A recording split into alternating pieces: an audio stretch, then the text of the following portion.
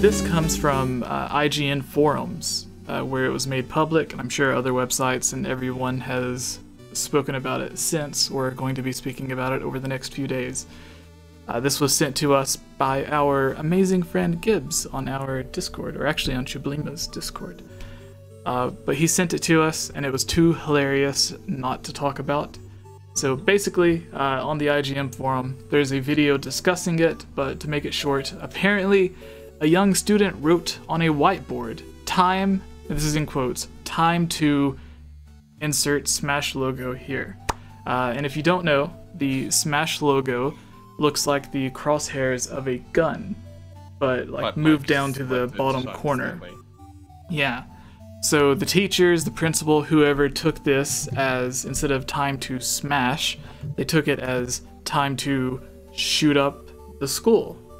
And they ended up canceling school because they thought it was a warning for like a school shooting or whatever.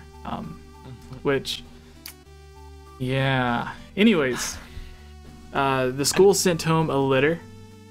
Sorry, what was you gonna say, Daniel? It's just so hard I have a story related to this, but go on. Yeah. We'll continue. So the school sent home a letter that says, let me move this over. December 5th, 2018. Dear students and parents, this letter is to communicate.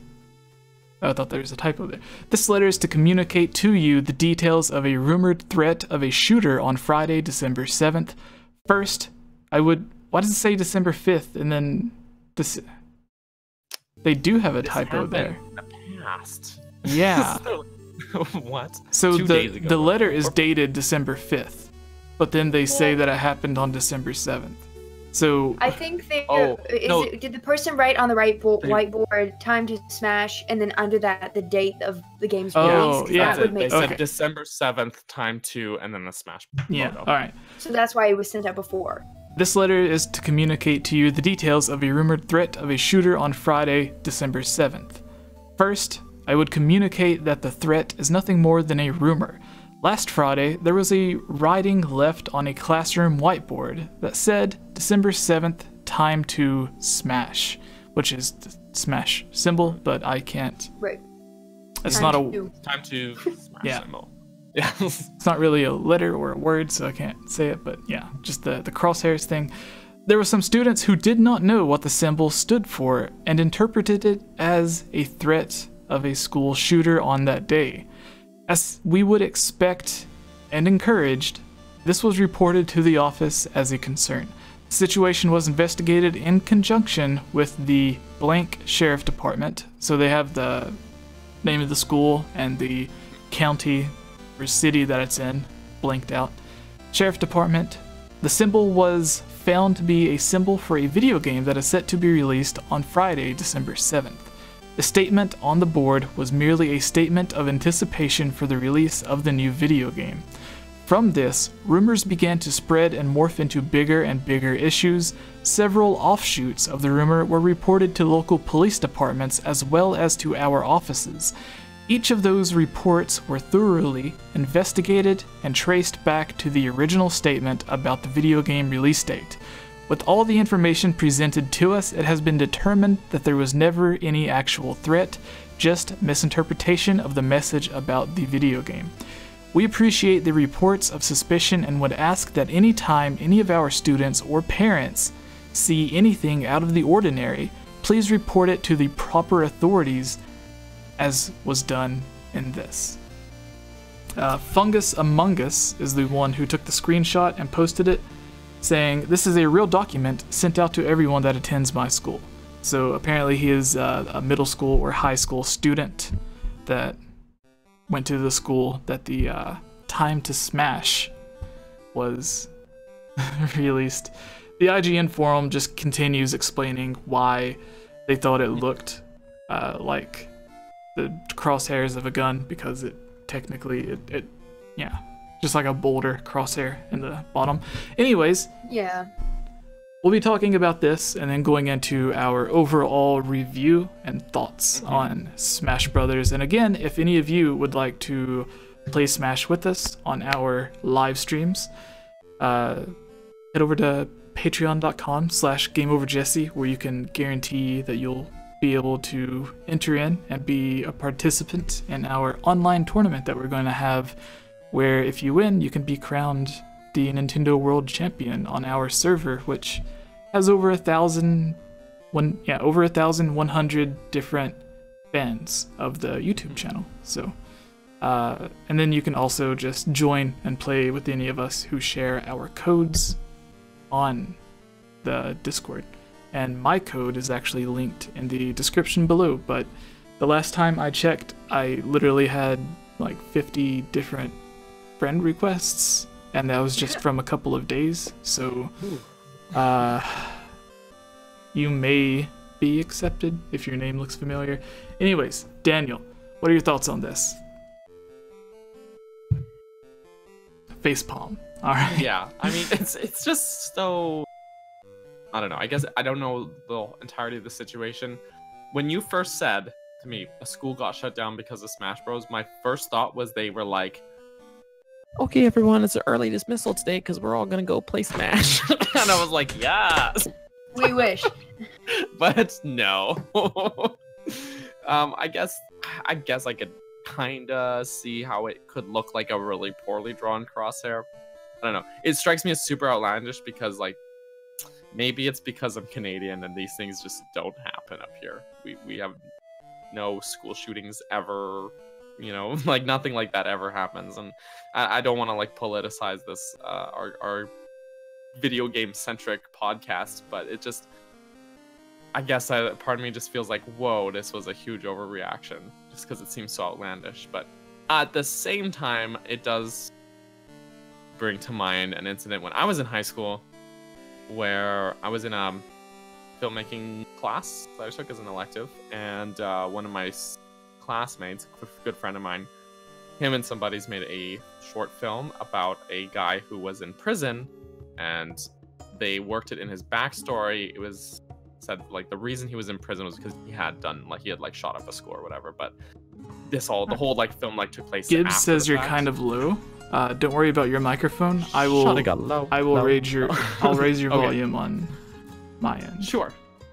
So continue. But anyway, so the school didn't get shut down, but and also this guy who was my classmate in our film production class, but he actually made this film at school for a film festival. So it wasn't even school related. Like it wasn't for like a class project or anything. So it's that as well. But anyways, he made this film, and then the character was in prison for shooting up a school, and you know, it was all about like regrets and blah blah blah. It was very introspective, and he got suspended, and he had like his house and his locker searched by the police and all this stuff. Of course, nothing turned up. He absolutely in the film was not advocating shooting up a school.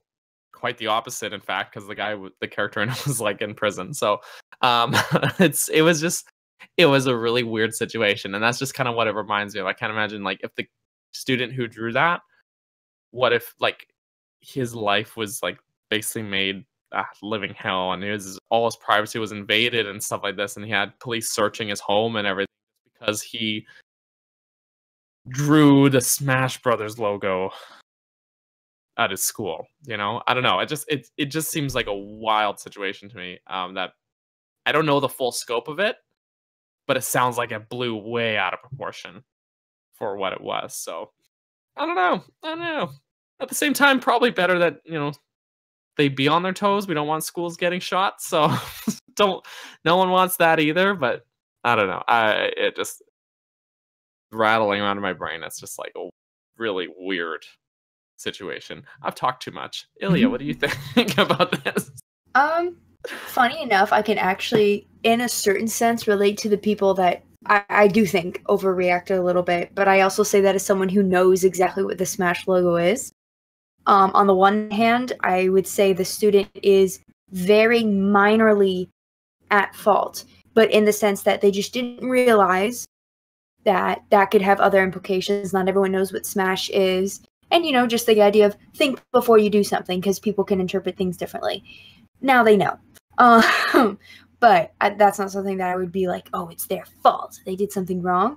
On the other hand, it's unfortunate the idea that like we really do have to be safe rather than sorry, because you just don't know. I mean, like because the what I thought of when I read that is, oh, that's ridiculous. But at the same time, I was like, yeah, but I'm the girl that in broad daylight, when there's tons of people, has my hand on my mace in my purse at all times because I'm constantly worried that, you know, anything a guy does around me might be bad because that's just the society I've grown up with. So I do kind of relate. I don't know if that makes any sense, relating that to how like a lot of women feel like, and some men too, like really scared just to go out in public. Like I don't drive at night and things like that. And sometimes a guy simply just, you know, even if they mean nothing, an older guy just touching my shoulder makes me like freak out. And it's like, he didn't do anything wrong, but at the same time, I'm just trying to be prepared.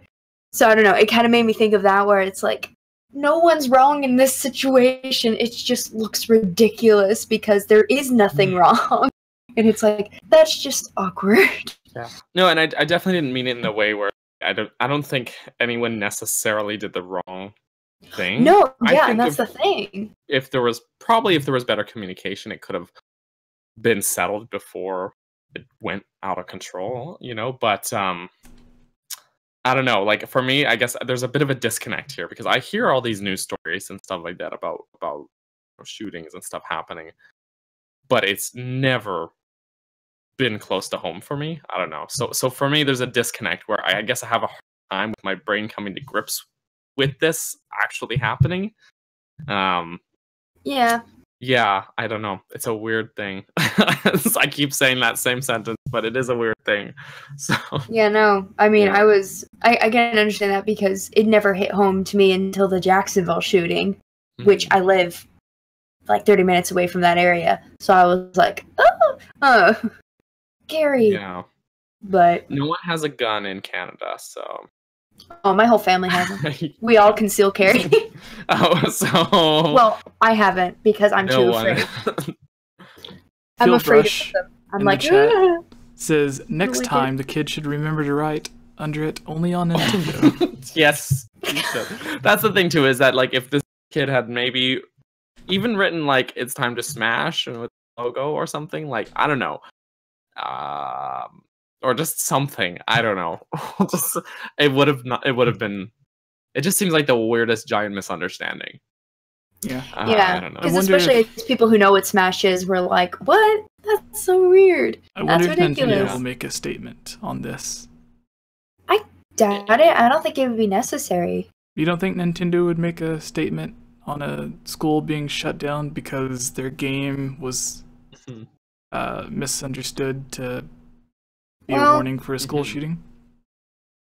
I wouldn't say it directly involves Smash. I think that's just like a bystander almost. Cliff in the chat has a great point, though. He says, I hope that with this story, we don't get media articles about video game violence. That's totally the thing. Whenever something comes out like this, there was like that gaming tournament months ago where that was the Jacksonville one. Yeah. And it just this narrative emerges about gaming being like a violent community, and it's upsetting because it's like that. I don't know. Anyone has the potential for violence, I guess, but at the same time, it doesn't. These are just a community of people who have an interest. You know, you can't say football fans are prone to violence or whatever. You know, like you can't. I don't know. So I agree. I hope that this is not the narrative that emerges from it, because in all honesty, it was the opposite. It was that someone thought there was violence, but it wasn't violence because it was just a video game. So even if the video game is technically, I guess, violent in nature because everyone pummeling each other, but that is beside the point. Yeah. So. But unfortunately, when it comes to news article, people are only going to post what's popular, not what's necessarily true. This is very true. Even if it's not the majority, they're going to be like, well, this will attract attention, which is just, that's what journalists have to do, and it's unfortunate. That's part of their job, is to get popular articles, not to spread truth. Yeah, but I think we can move on to just our thoughts on the game, so our little review. I will sit back and listen. Italy has not had the pleasure of it. playing the game. Because I don't care about Smash. It Yeah. looks fun, but I have no interest in it. Yeah. So I'm totally biased towards it though, but All right, give us your overall thoughts on it. What do you love about it? I love it all. What do you hate about it? I love it all. It's so good. I love Smash. Okay, so to clarify, play a lot of video games growing up, but I didn't exactly grow up in a state of financial flourish, we'll say. One of 4 children, the youngest of 4 children, raised by a single mother, working as a cashier in a grocery store. We didn't have a lot of money, so what games we had, we really latched onto. And there weren't very many games that we could all play, all 4 of us boys. But then there was Smash. It was a 4-player game for the 4 brothers. We could all hunker down and play together. And I guess that made me really like love this series, because we got the first one, Smash 64, played it a lot, loved it. Melee, we put hundreds of hours into Melee together. Brawl less so, because I guess my brothers were starting to become adults and all that, and myself as well. I was in late teens, so lesser with Brawl. But then Smash 4, I guess I have a lot of good memories with, because then I played it with some of my friends as an adult and with my son, right? So any way it goes, I guess Brawl, just because of the timing of it, is probably my least favorite, just because it's the one I have the least fond memories with. But now I can play online with friends. I can play with my son as well. He's actually getting decent at the game. He's found his main, his Pit. So now that he's older, he starts to get it more as well. So it's nice to see him and try and I'm almost coaching him, teaching him some of the techniques and stuff. And so it's great. I'm loving every minute of it. I just only wish I didn't have a day job. If I could just stay home and play Smash all day, I would. Yes. So everyone is here. My only gripe, I guess, would be I wish that Breath of the Wild Link was kind of a separate fighter instead of just replacing Link, because he's pretty different than Link has been in previous Smash games. And the lack of a tethered grab, just that, and not having the hook shot anymore, is hugely different. I guess that was a huge tactic of mine. I would always be hit him with the boomerang, tethered grab, down throw, up tilt, combo upwards, use an up beach, could get rid of him. That was my token combo, and I can't do that anymore. But young Link is in it, so he satisfies all my classic Link needs. And I think he's a lot better than he was in Melee. I have only unlocked probably a third of the characters, though, so I'm nowhere near done. And I have started into World of Light, the adventure mode, and it's a lot of fun. I kind of like that. It's very different from Subspace Emissary, and a lot of people were expecting that, but Subspace Emissary was almost it's a platforming game with a lot of battles in it, but also Smash wasn't meant for it's not Mario, so it feels weird to be platforming. So they really cut out the fat and just got down to the point of what it should be. And I really enjoy it. Although there's some of the spirits are really, really hard, actually. So I don't know. I'm having a lot of fun with it though. And I guess I would have a more review other than just me just gushing out things. If I got to really buckle down and finish it. But from what I've played so far, into 4 days, 3 days, 2.5 days, I guess. I'm really loving it. Though bad experience getting the game, EB Games, you didn't handle that very well. They did not. Sorry to just call them out like that. No. You had a lineup just to walk in the store, and it wasn't even busy.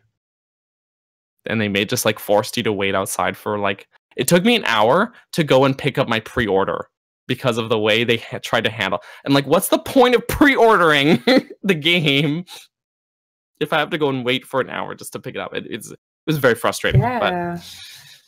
But otherwise, the game itself is magnificent. It's you can see why Masahiro Sakurai is such a well-regarded figure in the gaming industry because of all the finesse and the polish that he puts into this game is just abundantly clear. It's like a lot of attention to detail. I could go on forever, Jesse. You have to stop me now. No, so so I could.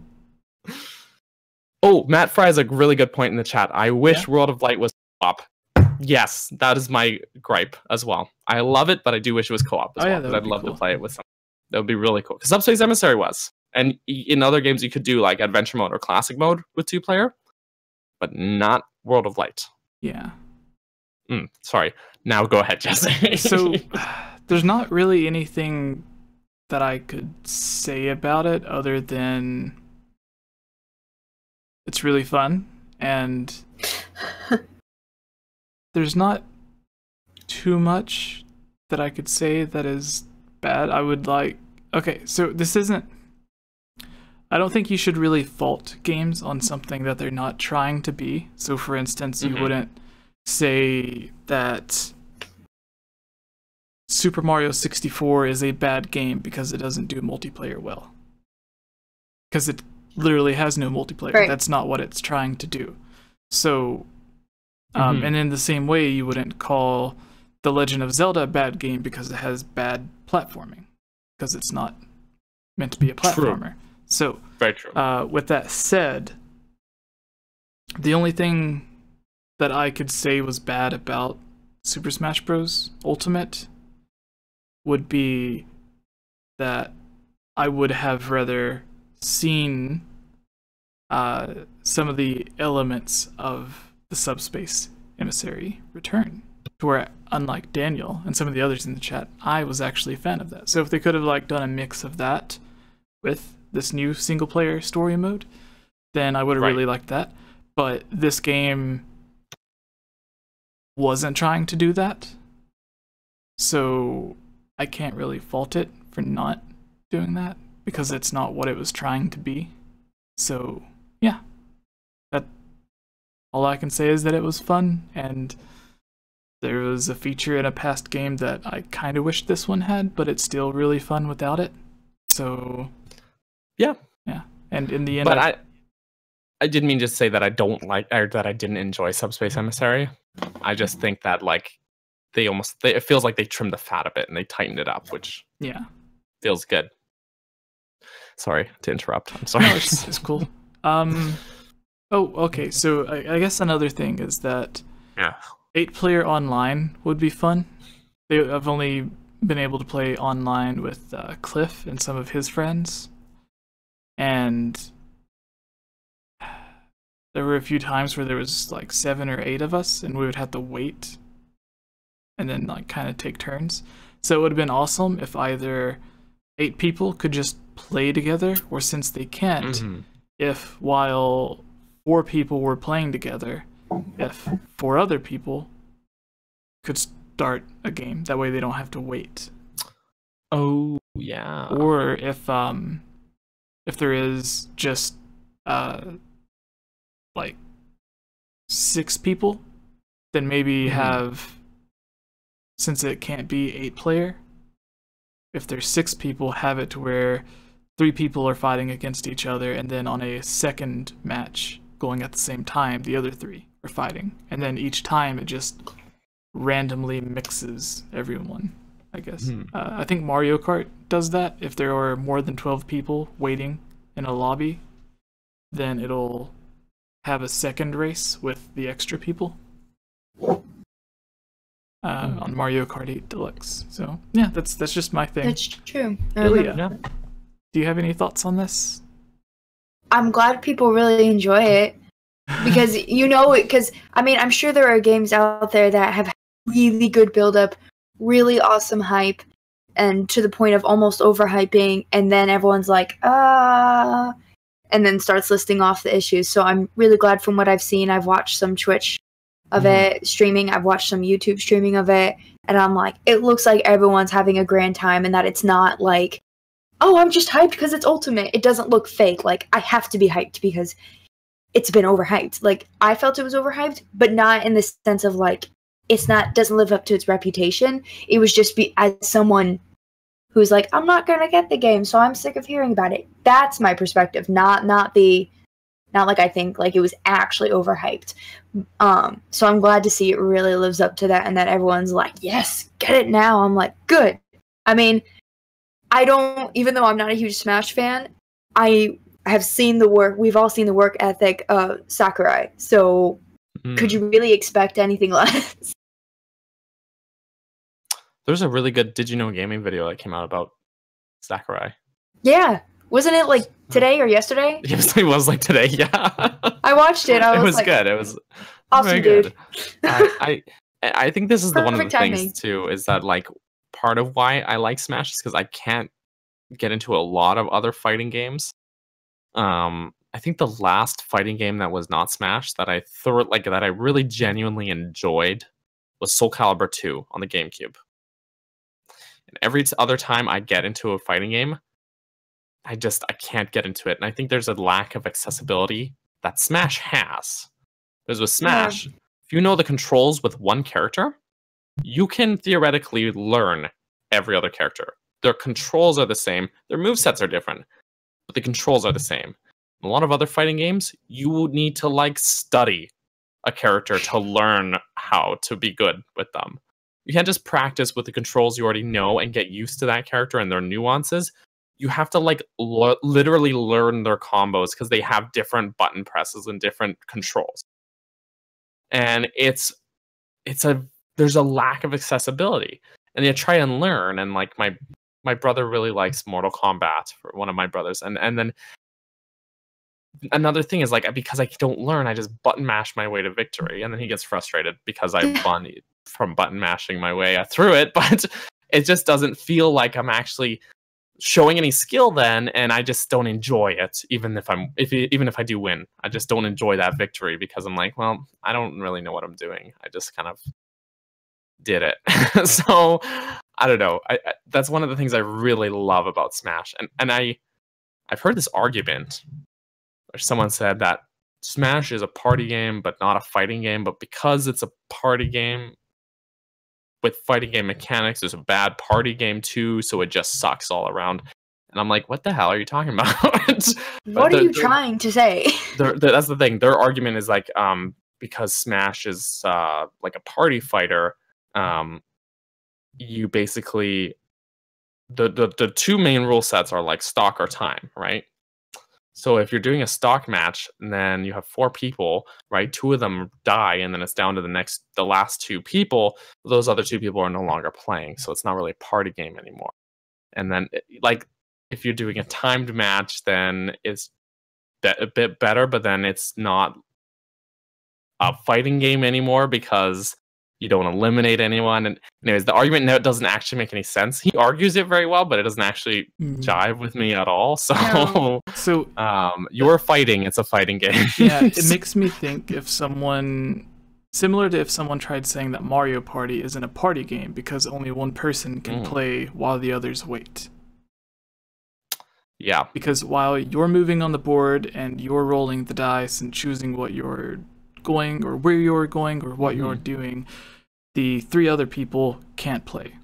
So the thing is, this guy that made this argument, I actually know him in real life. He's not exactly, and I don't know if he knows how parties work, because in a party game that makes sense if one person plays or whatever, and then everyone has to join in for something, but then it's pretty laid back like that, right?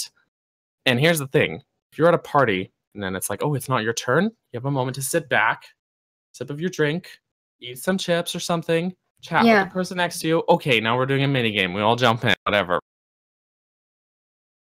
It's a party game. I would also say, as far as the accessibility thing, as an extremely casual Smash player, the thing that I find, I mean, it's like you said about the controls.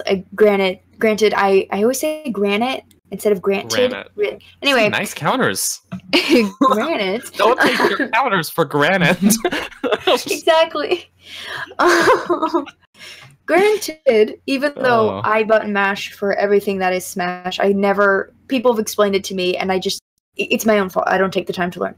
Anyway, one of the things that I find so accessible, and this is as someone who loves a lot of Nintendo franchises, Even though I never play Smash on my own, if I'm with friends and they're like, we're going to play Smash, I'm going to be like, heck yeah, I'm down. And they'll be like, you don't even play Smash. I'm like, yeah, but I want to suck people as Kirby. That's funny. You know, it has all these characters that I know, which I feel like is another aspect of making it so accessible, is because even though, you know, half the characters I don't know, like, I'm like, I don't know Kid Icarus. I never played the one, what's the game that has like Ness and stuff Earthbound. in it? It is Earthbound, that's what I thought. It is, I never played Metroid or any of those, but I am aware of those. But I've played Pokemon, I've played Zelda, I've played Mario games and Luigi games.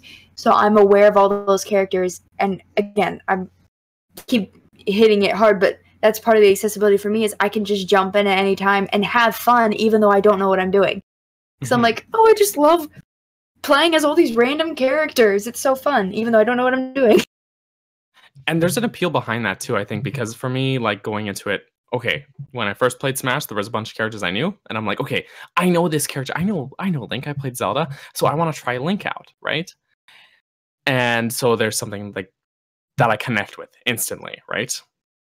And then there's games where I'm like, who's this character? Ness? I've never heard of Ness. Okay. Oh, he's from this game Earthbound. Okay. I want to. And then I read about him, like, oh, that's interesting. Then I play Earthbound. I'm like, wow, I just found a game that I love. Boom. There we go. And that's how Fire Emblem became a thing as well in North America. That's true. So this is a true story. It's a good marketing strategy. Very good. Yeah. And you know what? I've always known Castlevania existed, but Simon and Smash actually just makes me want to go and play it. Like, it makes me want to go and try it out, because I see all these little things like what his moves are, and I'm like, okay, I kind of recognize how that looks from what I've seen of Castlevania, so it makes me want to go back and try it. So it works backwards too. Backwards compatible. Well, I guess it was the same thing with Ness, because Smash came out after Earthbound, but that's just further to my point, I guess. So sorry, Jesse, looks like you're just done with. No, I was thinking, if you ever do play Castlevania, Symphony of the Night is the one that everyone says is the best in the series. So if you do get the idea that you want, that would probably be the one. And I think there's one version, I forgot which, that when you bought it, it also, as a bonus, came with like the first Castlevania game. Oh, neat. But that's on like PlayStation or something. But anyways, you guys ready to go to the next one? It's supposed to be really good. I will be right back. Okay. Yes. All right, let's all talk bad about Ilya. I drank my tea really, really fast, per usual. I like the chat right now is all over this. Yeah. I couldn't remember my Discord password for the other day. Yeah, I really want to play Kid Icarus because of Smash. Yes, that as well. Also made by Sakurai. Kid Icarus Uprising. So, and Smash is just a melting pot for video games. Yes, for all things. And I habitually want to say all things Nintendo, but it's not just Nintendo anymore. Ain't it good? Oh, we've been draped. Yeah. We've been just. I wonder why she didn't just turn her camera off. I don't know. Anyways, I don't know. But I don't have a 3DS for Uprising. Oh yeah. Oh. There are other Kid Icarus games though. Uprising. Other than the original? And Uprising? Is it just the original? I don't know anymore. That's interesting. I know with there was the interview that released up with Sakurai about how Kid Icarus Uprising was so unique to the 3DS that he doesn't see them bringing it to the Nintendo Switch. So, and he also said that they were working on the game with an early version of the 3DS dev kit, and they could have there was some stuff that they would have wanted to do, but they weren't able to because the dev kits weren't as powerful as the 3DS when it eventually came out. Oof. So then they were only able to make like certain last minute changes to improve certain things. Oof. That's upsetting. Yeah. But I guess it's like better than overdoing it and then you can't do anything with it. Also, there was 3 Kid Icarus games. So Kid Icarus in 1986 I appeared. on the NES, Kid Icarus of Myths and Monsters in 1991 on the Game Boy, and then Kid Icarus Uprising in 2012 on the 3DS. 3 games spread across 1986, 1991, and then 2012. It's like, wow. It's insane. I'm sorry. The captions on YouTube didn't know what Kid Icarus was, so it said it was. Oh, I wish I could remember what it said. It was like Kitty Christian for some reason, and I'm like, Good try, what is it? YouTube. Oh, it's trying to say Kid Icarus, and it failed. GG, YouTube. It's funny. Oh yeah, there's a Nintendo Life article about that. Master Eye Sakurai rules out a modern port of Kid Icarus Uprising. Oh, now it says Kid Icarus. Kid Icarus. Maybe I was slurring it too much. Yeah. Daniel, would you like to take the Metroid news? Sure, let's just open that bad boy right up. I know people were asking for it. They were like, Yeah, a lot "What's of people are asking about it. They're like, Yes. what leak? What leak? Oh, it's a leaky leak. Better call the plumber to get your faucet fixed for this Yeah. leak, guys." Call Mario. And if it was Metroid Prime 4, I could have just put a 4 there. But the word was trilogy, and that's too long of a word to fit with all of the other words that I had. So, yeah. Touché. That's why it wasn't trilogy, but if it was 4, it would have just been one symbol, so it wouldn't have taken up any extra space. Oh, wow. Do you want a new intro for this? Do you want me to intro this? Yeah. Okay. Hey everyone, it's me again, Elia Rose. I just wanted to say thank you so much for watching this video. And you know what? If you're a fan of videos like this, you should totally subscribe and give this video a like and comment below to let us know what type of videos you would like to see us create in the future. And if you would really like to support all of us here at the GameOverJesse channel, please consider purchasing a GameOverJesse t-shirt or becoming a Patreon at patreon.com/GameOverJesse, where you can receive many rewards, such as getting shoutouts, having any topic or theory that you select discussed on the podcast or made into its own video, having your question answered, joining on as a guest on the podcast, and playing with us during our Twitch live streams at twitch.tv/GameOverJesse, and much, much more.